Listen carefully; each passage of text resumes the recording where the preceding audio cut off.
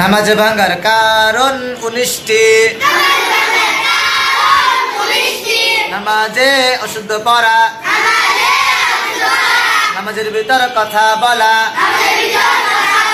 কোন লোকে সালাম দেওয়া,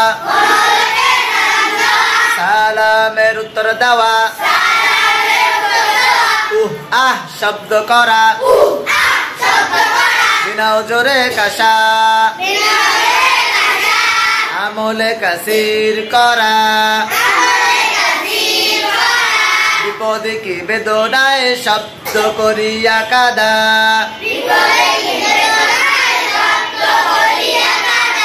তিন তাসবিহ পরিমাণ সতর খুলিয়া থাকা,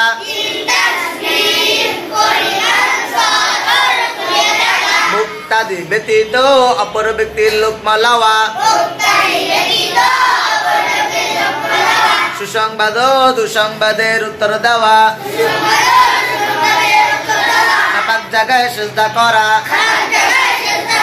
কিবলার দিক হইতে সিনা ঘুরিয়া যাওয়া,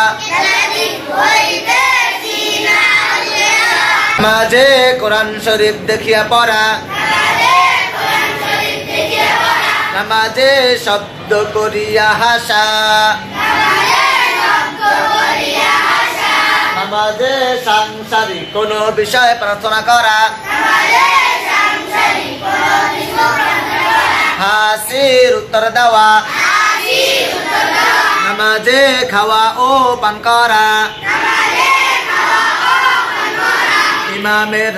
আগে মুক্তাদি খাড়া হওয়া,